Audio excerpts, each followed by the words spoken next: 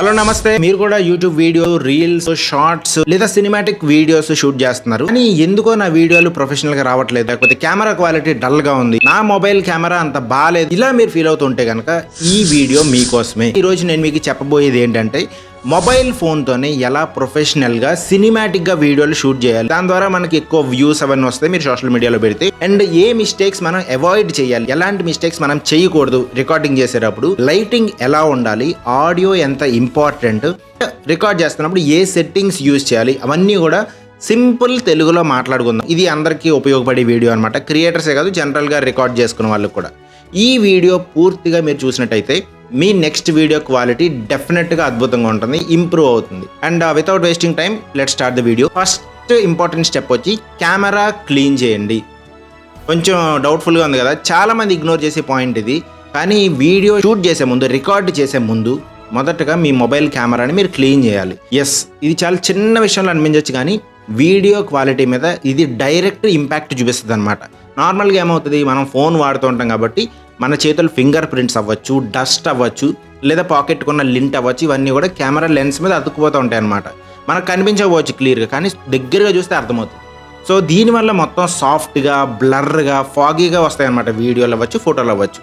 చాలామంది ఇప్పుడు అనుకుంటూ ఉంటారు నా మొబైల్ కెమెరా క్వాలిటీ వరస్ట్గా ఉందేమో అని చెప్పేసి. కానీ యాక్చువల్ ప్రాబ్లం ఈ కెమెరా వల్ల కాదు, ఈ లెన్స్ డర్టీగా ఉండడం వల్ల, లెన్స్ నీట్గా లేకపోవడం వల్ల.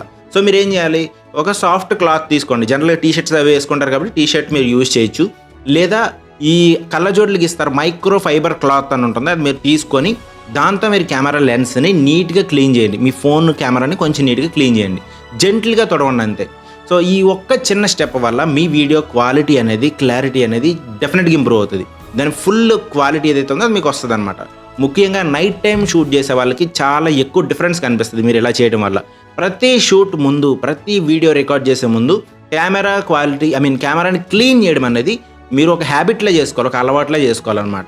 నెంబర్ 2 వచ్చేసి కెమెరా క్వాలిటీ కన్నా కూడా టెక్నిక్ ఇంపార్టెంట్. ఇది చాలామంది ఏమనుకుంటారంటే నా దగ్గర ఐఫోన్ లేదు, లేకపోతే డిఎస్ఎల్ఆర్ లేదు, లేకపోతే ఇంకా అదరగొట్టేసామని అనుకుంటారు.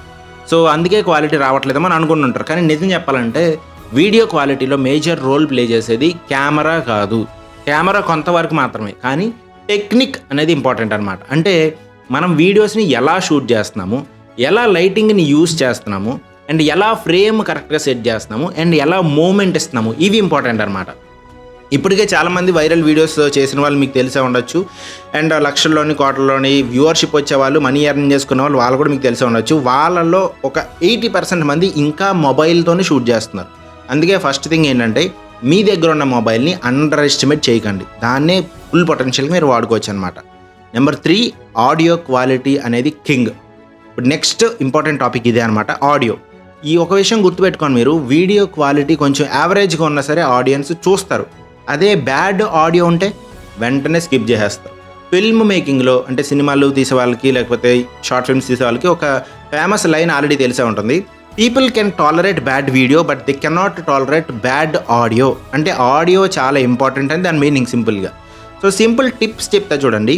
ఫ్యాన్ సౌండ్స్ ఉంటే కనుక వాటిని ఆఫ్ చేయండి, ఫ్యాన్ లేకుండా చూసుకోండి. బయట ట్రాఫిక్ నాయిసెస్ ఉంటే కాస్త బ్రేక్ ఇచ్చి తర్వాత ట్రాఫిక్ తగ్గిన తర్వాత చేయండి. ఫోన్ని మీకు దగ్గరగా పెట్టుకుని మాట్లాడడానికి ట్రై చేయండి, గట్టిగా మాట్లాడండి. అండ్ ఎంటీ రూమ్లో క్లాత్స్ అవన్నీ పెడితే, బ్లాంకెట్స్ అవన్నీ పెడితే నాయిస్ తగ్గుతుంది అనమాట. ఎంత పాసిబిలిటీ ఉంటే అంత పాసిబిలిటీ ఒక ఎక్స్టర్నల్ మైక్ తీసుకోండి, బడ్జెట్లో తీసుకుంటే సరిపోతుంది, అది బెస్ట్ అనమాట. ఇంకొక రకంగా మీరు చెప్పాలంటే మీ వేరే ఫోన్ ఉంటే కనుక, 2 ఫోన్లు ఉంటే కనుక ఒక దాంట్లో వీడియో, ఒక దాంట్లో ఆడియో రికార్డ్ అయ్యేలా చేయండి. దానివల్ల చాలా పెద్ద డిఫరెన్స్ వస్తుంది, మీరు ట్రై చేసి చూడొచ్చు అది. Number 4, lighting. చాలా ఇంపార్టెంట్ టెక్నిక్ ఇది, చాలా ఇంపార్టెంట్ విషయం ఇది. లైటింగ్ కరెక్ట్గా ఉంటే చీప్ మొబైల్ ఫోన్ కూడా కాస్ట్లీ కెమెరాలా కనిపిస్తూ ఉంటుంది. అండ్ లైటింగ్ వరస్ట్గా ఉంటే కాస్ట్లీ కెమెరా కూడా యూజ్లెస్ అనమాట, వేస్ట్. మీరు లైటింగ్ కరెక్ట్గా పెట్టకపోతే ఆ కెమెరాని మీరు సరిగ్గా వాడినట్టు కాదు. బెస్ట్ లైటింగ్ ఏంటి అంటే మీరు సాఫ్ట్ బాక్స్ లాంటివి కొనవచ్చు, బట్ అన్నిటికన్నా బెస్ట్ న్యాచురల్ లైట్, అంటే సన్ లైట్ అనమాట.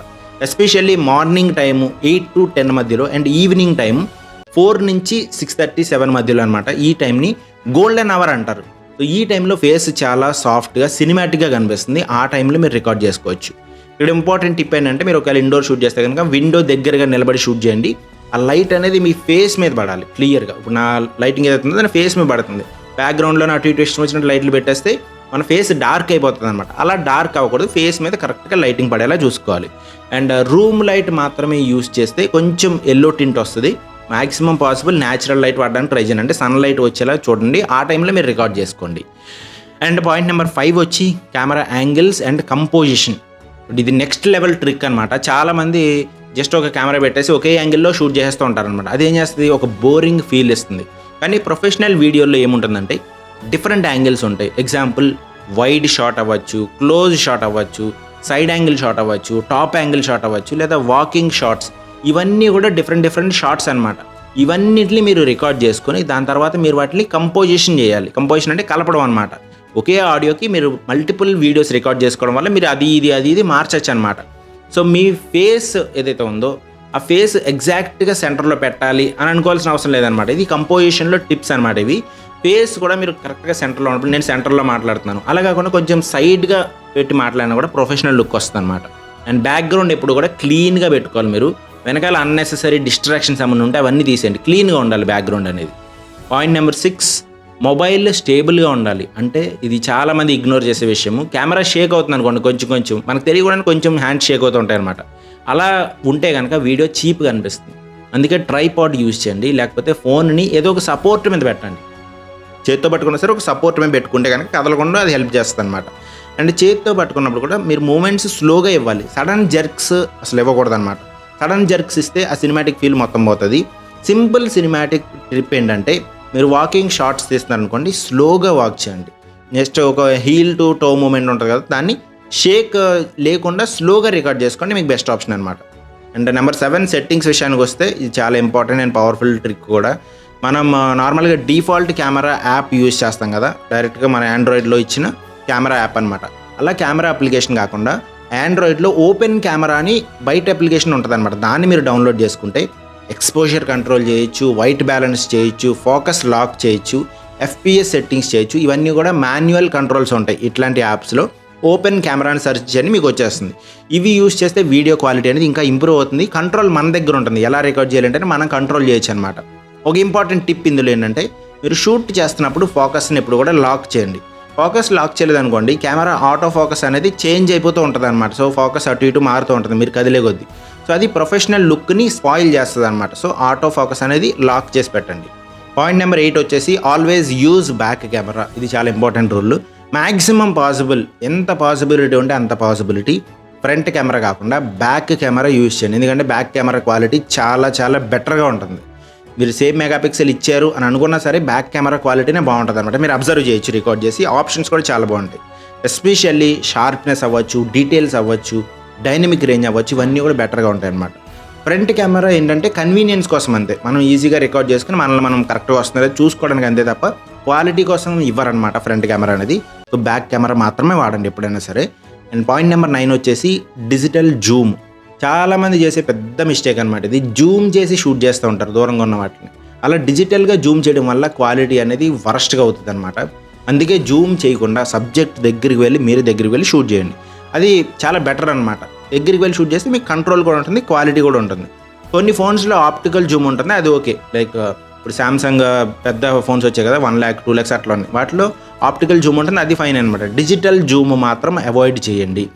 అండ్ ఎడిటింగ్ గురించి మనం మాట్లాడితే ఇది ఫైనల్ పాయింట్.